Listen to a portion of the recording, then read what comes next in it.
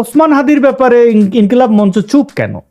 তারা তো আনন্দিত হওয়ার কথা, একে ধরে দেওয়া ওই কথা। চাঁদাবাজি এবং হত্যাকাণ্ডের সঙ্গে জড়িত থাকার বিশ্বাসযোগ্য তথ্যের কারণে তাদেরকে ধরা হয়েছে। এবং এই যে বিশ্বাসযোগ্য তথ্যের কারণে, মানে তাদের কাছে যে তথ্য দেওয়া সে বিশ্বাস তাদের ধরা হয়েছে। আপনার কাছে মনে হয় না যে এই যে ধরাটা, এটাই ওকে বাঁচিয়ে দেওয়া হইলো যদি সে হত্যাকারী হয়? না, এখন যদি সে আসল সত্য বলে দেয় যে জামাত শিবির এটার সাথে যুক্ত, না, এই আর তো বলবে না, কারণ এরপরে সে জেলে চলে যাবে। সালাউদ্দিনের মতো ওখানে 10 বছর থাকবে, অসুবিধার কি? রিপোর্ট করে বাংলাদেশের অনুরোধে, না ডিপোর্ট, বাংলাদেশের অনুরোধে ডিপোর্ট করেন, তার বিরুদ্ধে মামলা হয়ে গেলে ডিপোর্ট করবে কি করে? ওই মামলা নিষ্পত্তি হয়ে যে সালাউদ্দিনের ক্ষেত্রে পারে নাই, ইচ্ছা করে তো ওটা করা হয়। এখন ওদের বিরুদ্ধে মামলা করছে কিনা আপনি প্রেস লিস্টের মধ্যে পান, তাহলে ধরে নেন তারা কিন্তু আপনাকে আর, কারণ বাংলাদেশের আইনে তারা ধরতে বাংলাদেশে আসামি হিসাবে সে ধরবে, কিন্তু সে যদি তার দেশে মামলা করে বসে থাকে, তারা কিন্তু প্রেস রিলিজটার ওই টেকনিকটা আমি বলছি, প্রেস রিলিজের মধ্যে আছে যে তারা বিশ্বাসযোগ্য তথ্যের ভিত্তিতে তাকে অ্যারেস্ট করছে, বাংলাদেশের রিকোয়েস্টে করে নাই। কিন্তু কেয়ারফুল, আপনি ওই জায়গাটা দেখেন। এটা সালাউদ্দিনের ক্ষেত্রেও তাই হয়েছে, কিন্তু সালাউদ্দিনকে ডিপোর্ট তখন কিন্তু ডিপোর্ট করে নাই।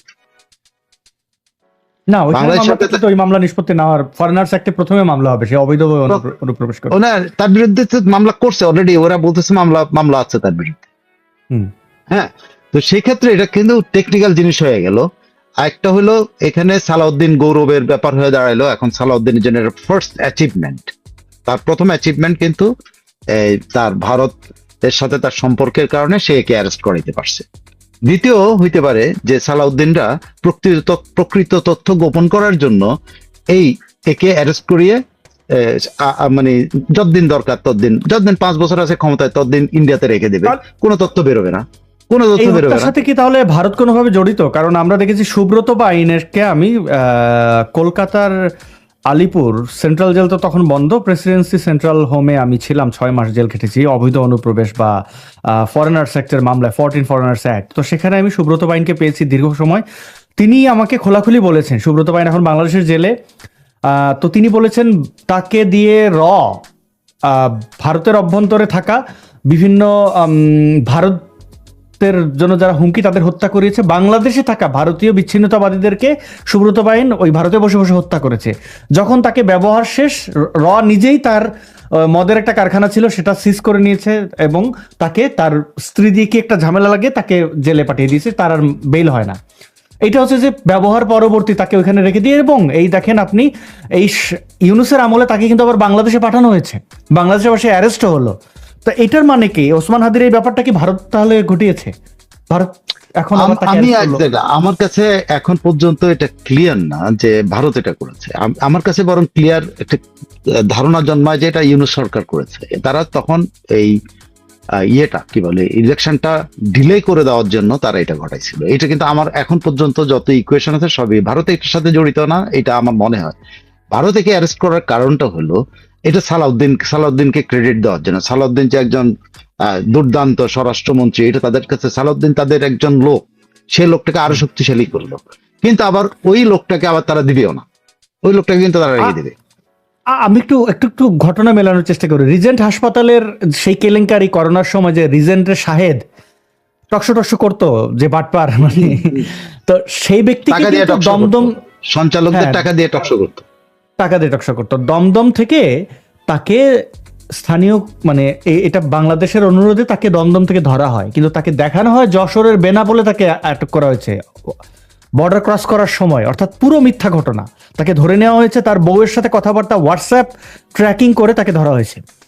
এবং সে যখন বাংলাদেশে নাটক মঞ্চায়িত হলো, এর কারণটা কি যে সে তখন টক অফ দ্য কান্ট্রি ছিল। এখন কি এই শরীফ ওসমান হাদির হত্যাকারী সোকল্ড এই যে দুইজনেরা বোধহয় বাংলাদেশেই ছিল, তাদের কি ডিজিএফআই ওই বর্ডার পার করে, যেহেতু একটা গুঞ্জন উঠেছিল ভারতে পালিয়ে গেছে, তো ভারতে নিয়ে ভারত থেকে আবার ওইখানে মানে করা, ওখানে আটকে রেখেছে। মানে এখানে একটা বড় চক্রান্ত আমার কাছে মনে হয়, যে চক্রান্তের সাথে সরকার জড়িত আছে, যে সরকার জড়িত ছিল এবং এই সরকার সেটাকে ব্যবহার করতেছে আমার কাছে মনে হচ্ছে। কারণ ওসমান হাদির হত্যাকারীকে তো সে বলতেছে মেঘালয় টেঘালয় অনেক জায়গায় সে ঘোরাঘুরি করছে, সব জায়গায় ধরতে পারতো, শেষ পর্যন্ত বনগাঁতে এসে ধরলো কেন? তার মানে হলো যে আইদা তাদের একটা প্ল্যান ছিল যে একে একে তারা টাচ করবে না, অথবা আরেকটা হলো সালাউদ্দিনকে অনেক ক্রেডিট দেওয়ার জন্য, সালাউদ্দিন একটা মহান স্বরাষ্ট্রমন্ত্রী, তার রিকোয়েস্টে তার চেষ্টায় ওকে ধরা হয়েছে। সো সালাউদ্দিনকে নিয়ে আর এনসিপি আর কোনো কথাবার্তা বলবে না, ওসমান হাদির এর তো ধরা হয়েছে, এই তো ধরা পর্যন্তই। এবং এতে ভারতের যে পণটা, ভারতের অনেকগুলো পণের মধ্যে স্বরাষ্ট্রমন্ত্রী হলো সবচেয়ে বড় পণটা। হ্যাঁ, বাণিজ্যিক পণ হলো আমির খসরু মাহমুদ চৌধুরী, আর সফট পণ, পলিটিক্যাল সফট পণ হলো আমাদের মির্জা ফখরুল ইসলাম আলমগীর। এরকম কয়েকজন আছে, এর মধ্যে ও হইলো এখন সবচেয়ে ক্ষমতাধর, মানে স্বরাষ্ট্র, পুরো বাংলাদেশের স্বরাষ্ট্র তার ইয়েতে। সেই লোকটাকে ভারত ইয়ে করলো, হাইলাইট করলো। ভারতের প্রয়োজন ভারত হাইলাইট করবে, এটা এই পলিটিক্সটা সবাই করে, আমরা পারলো আমরা করতাম। তো ভারত এটা করতে চায়, সালাউদ্দিনকে এখন হিরো বানাবে। সালাউদ্দিন হিরো, এখন আজকে থেকে সালাউদ্দিন নামে স্লোগান হবে যে হাদির হত্যাকারীরা ধরতে পারছে সে, তার চেষ্টায় এই কথাগুলো দেখবেন যে আসবে, তার চেষ্টায় ভারতীয় পুলিশেরা করছে, অনেক কিছু হবে। দেখেন আপনি সামনের দিকে অনেক ঘটনা ঘটবে, আর একে আনতে পারবে না, কারণ ভারত যখন মামলা করে ফেলছে তখন আর এত সহজ না। কারণ ভারতের ইয়েতে আমার মনে হচ্ছে সালাউদ্দিনের কেসে তখনও সালাউদ্দিনের বিরুদ্ধে ফরেনার্স অ্যাক্টে মামলা হয় নাই, সালাউদ্দিনকে সন্দেহজনক ঘোরাঘুরির জন্য আটক করা হয়েছিল। ঠিক সেই সময় কিন্তু সালাউদ্দিনকে ডিপোর্ট করে দিতে পারতো, সেটা করে নাই। কিন্তু সেটা না করে কি করলো, একদিন না 2 দিন পর ফরেনার্স অ্যাক্টে তাকে মামলা দিয়ে আদালতে হাজির করলো। আদালতে হাজির করার পর বাংলাদেশ যখন চাইলো, তখন বললো যে না, এর মামলা নিষ্পত্তি না হওয়া পর্যন্ত তার কিছু হবে না। তারপর তিনি অসাধারণ ভাবে একটা বাংলো ভাড়া করে উনি ওখানে থাকা শুরু করে দেন। হ্যাঁ, জামাইরা ধরে ভারতের তত্ত্বাবধানে ওটা ছিল সালাউদ্দিনকে ওখানে রাখার একটা শিল্ড, এবং সে খুব ভালোভাবে ছিল। আমি সাক্ষী, আমি তার সাথে অনেকবার কথা বলেছি এই সব ডিটেলে। আর এখানে একজন কমেন্ট করেছে, শাহেদকে সাতক্ষীরার বর্ডার থেকে ধরা হয়েছিল। না বন্ধু, দমদম থেকে ধরে নিয়ে যাওয়া হয়েছিল। আমি যেটা জেনেছি সেটা হচ্ছে সাতক্ষীরা। এটা হচ্ছে যে র্যাবের একটা, দেখবেন একটা বন্দুক এখানে গুজে দিয়েছিল কোমরে। যাই হোক, আমরা একটু সাইফুল আলম ভাই, ধন্যবাদ। অন্য একটা প্রসঙ্গে যাই, সেটা গুরুত্বপূর্ণ। এখন আর জয় বাংলা জয় বঙ্গবন্ধু নেই, তার মুখে চলে এসেছে বাংলাদেশ জিন্দাবাদ।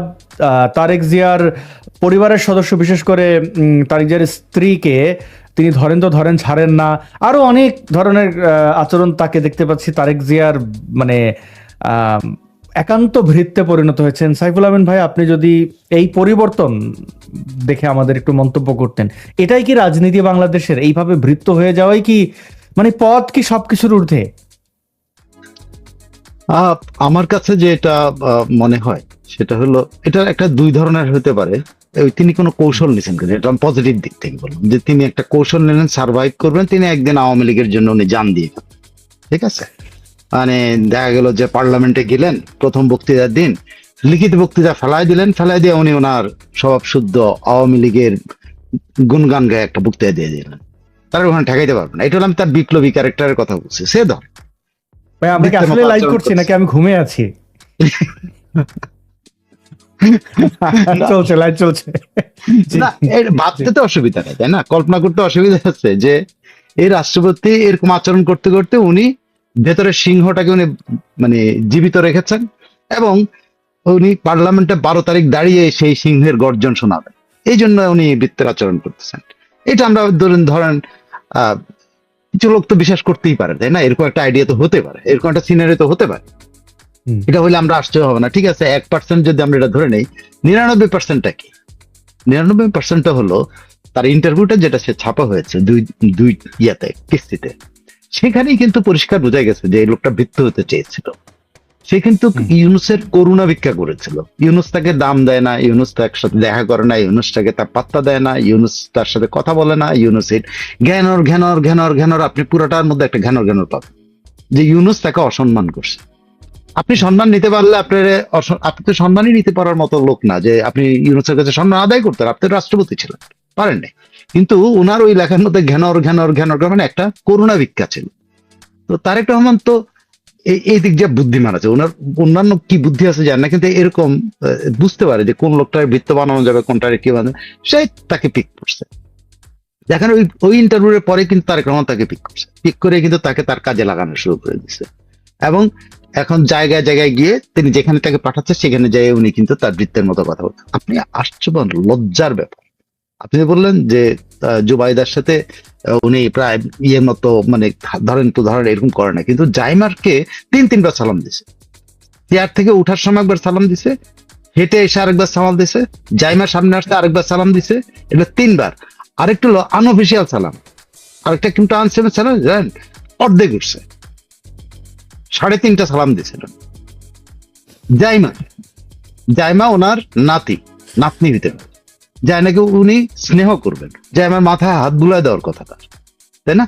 নাকি আমার তো মনে হ্যাঁ, হয় এমন যে হতে এটাই পারে তো রবীন্দ্রনাথ স্বাভাবিক। ঠাকুরের সেই কাবুলিওয়ালার গল্পের মতো, সেই কাবুলিওয়ালার মানে মেয়ের মতো, যেহেতু উনি পিতৃসুলভ না আচরণ, না- সালাম। না না, কাবলিওয়ালার মেয়ে, কাবলিওয়ালা তো ওই ওই ওই ওই শিশুটাকে সে আদর করতো, সে তো তাকে এরকম নমস্কার নমস্কার করতো না, তাই না?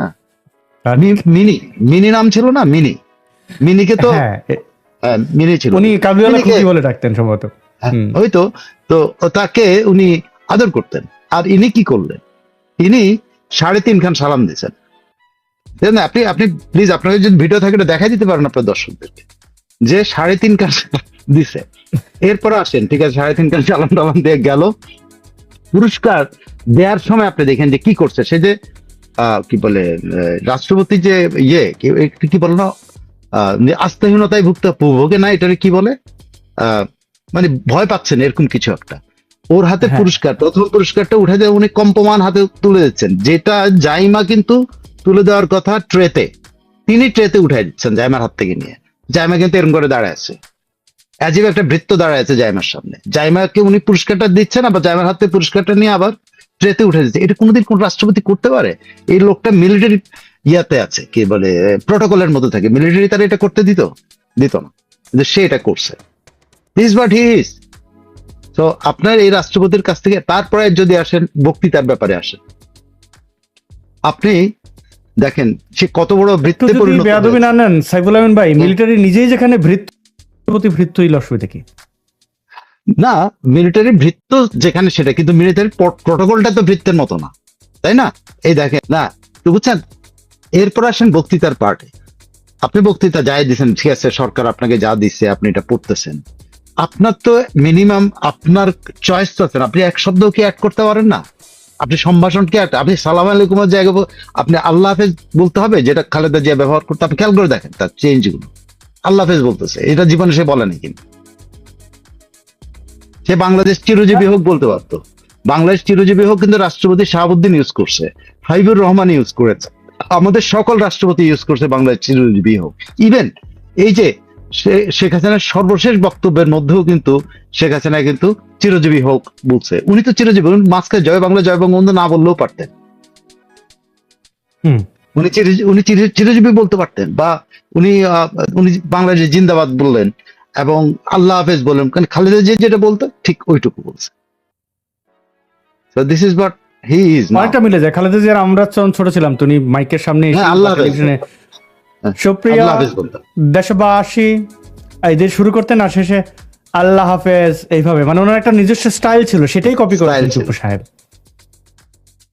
গড হেল্প আস, এরকম একটা রাষ্ট্রপতি দেখা যাক। দেখেন, আমরা তার সমালোচনা করছি, সে বাই চান্স এটা যদি সে দেখে যদি সে 12 তারিখে যদি তার এই যে মানে হাত কসলানো থেকে, যেভাবে হাত কসলানো থেকে যদি উনি বাঘের মতো গর্জন করে ওইখানে একটা কি বলে বীরের বক্তৃতা দিয়ে